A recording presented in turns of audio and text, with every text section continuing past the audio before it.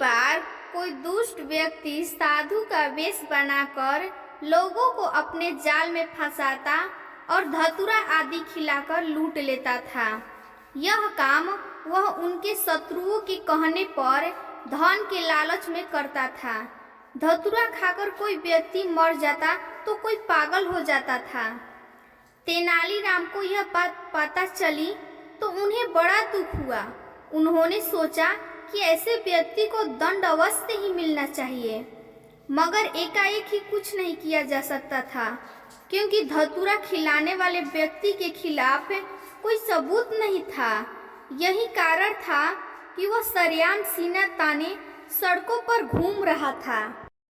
तेनालीराम को पता चला कि एक व्यक्ति आजकल पागल हुआ सड़कों पर घूम रहा है और वह साधु का ताजा ताजा शिकार है।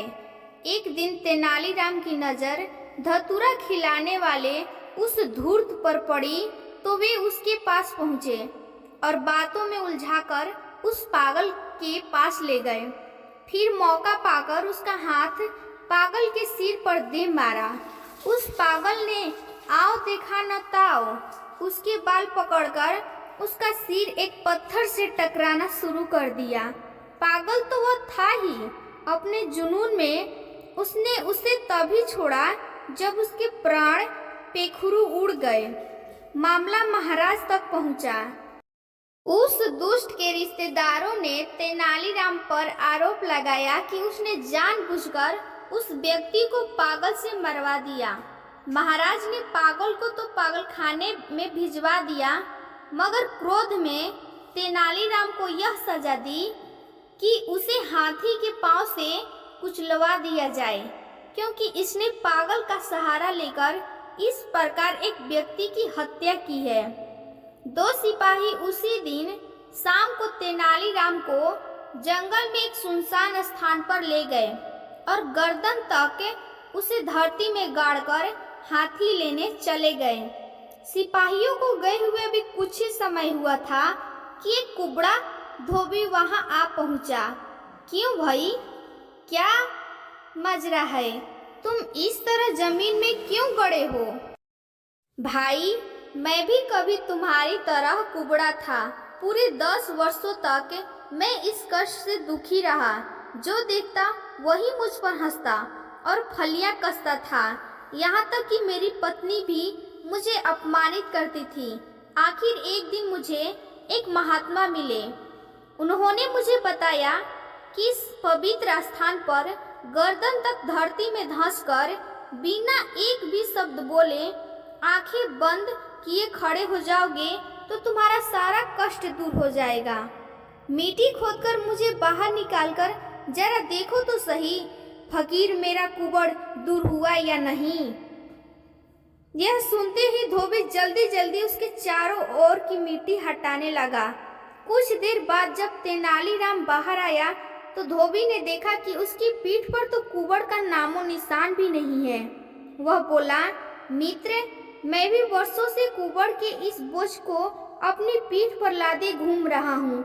मैं भी अब इससे छुटकारा पाना चाहता हूँ। मेहरबानी करके मुझे भी यही गाड़ दो और मेरे ये कपड़े धोबी टोले में जाकर मेरी बीबी को दे देना। उसे यहाँ का पता बताकर कह देना कि मेरा कल सुबह का नाश्ता वह यहीं ले आए। मेरे दोस्त, मैं जीवन भर तुम्हारा यह एहसान नहीं भूलूंगा। और हाँ, मेरी पत्नी को यह हरगिज न बताना कि कल तक मेरा यह कुबड़ ठीक हो जाएगा। मैं कल उसे हैरान होते देखना चाहता हूँ। बहुत अच्छा, तेनालीराम ने कहा।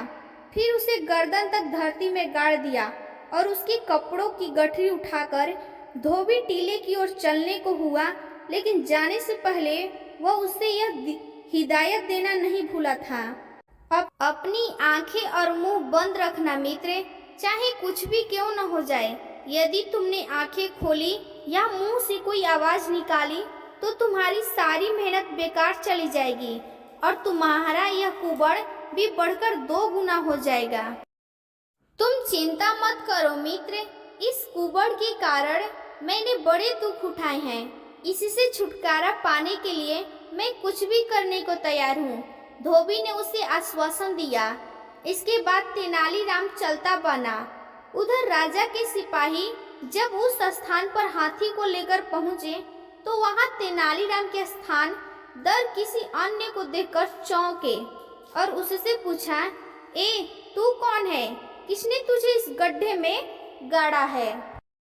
धोबी कुछ न बोला। ओ मूर्ख, कुछ बोलता क्यों नहीं? यहाँ साजा प्राप्त एक आदमी गड़ा हुआ था और हम हाथी से उसका सिर कुचलवाने के लिए हाथी लेने गए थे। लगता है तू अपराधी का कोई रिश्तेदार है, तूने उसे भगा दिया है। खैर कोई बात नहीं, हम तेरा ही सिर कुचलवा देते हैं। यह सुनते ही धोबी की सीटी पीटी गुम हो गई।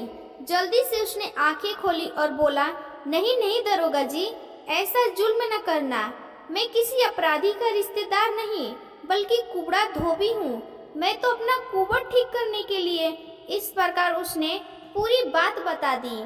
अरे मूर्ख, इस प्रकार भी भला किसी का कुबड़ ठीक होता है? तूने एक अपराधी की मदद करके उसे भगाया है, अब तुझे दंड मिलेगा। धोबी ने सोचा कि बुरे फंसे, मगर उसने अपना संयम नहीं खोया और कुछ सोचकर बोला, देखिए दरोगा जी, यदि आप मुझे दंड दिलवाएंगे तो दंड से आप भी नहीं बचेंगे।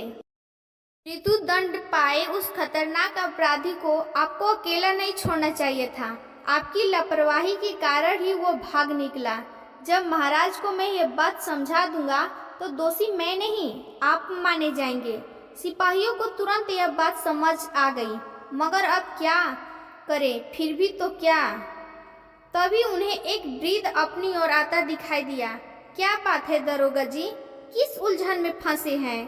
दरोगा ने उस वृद्ध को जल्दी जल्दी पूरी बात बताई तो वृद्ध बोला, आप व्यर्थ ही चिंतित हो रहे हैं। आप फौरन जाकर महाराज से कहे कि अपराधी को धरती निगल गई। बाकी कोई जिक्र आप लोग करना ही मत।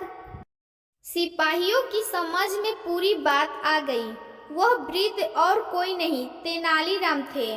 उधर किसी सूत्र से महाराज को उस व्यक्ति की हकीकत पता चल चुकी थी कि वह धूर्त और पाखंडी था। महाराज का क्रोध भी अब चूंकि शांत हो चुका था, इसलिए उन्हें तेनालीराम की बहुत याद आ रही थी और साथ ही दुख भी हो रहा था कि क्यों उन्होंने क्रोध में आकर ऐसा सख्त आदेश दिया। तभी वे दोनों सिपाही और वह बुढ़ा वहां हाजिर हुए तथा बताया कि महाराज, अपराधी को धरती निगल गई। सुनते ही महाराज खुशी से उछल पड़े। वाह वाह, हम समझ गए कि तेनालीराम अपनी बुद्धि से बच निकला है। ईश्वर का लाख लाख शुक्र है। तुम लोग हालांकि दंड के अधिकारी हो, किंतु तेनालीराम के जीवित बचने की खुशी में हम तुम्हें अब भयदान देते हैं, मगर शर्त यह है कि तुम्हें कल तक तेनालीराम को हमारे समक्ष हाजिर करना होगा, अन्यथा तुम्हें कठोर दंड दिया जाएगा। महाराज की जय हो। तभी सिपाहियों के साथ आए बूढ़े ने अपना वेश उतार दिया और बोला, तेनालीराम हाजिर है। ओहो तेनालीराम, महाराज ने उसे गले से लगा लिया। हम अपने फैसले पर बहुत पछता रहे थे। उनसे जलने वाले दरबारी एक बार फिर मन मारकर रह गए कि कमीना इस बार तो मृत्यु को ही धोखा देकर लौट आया।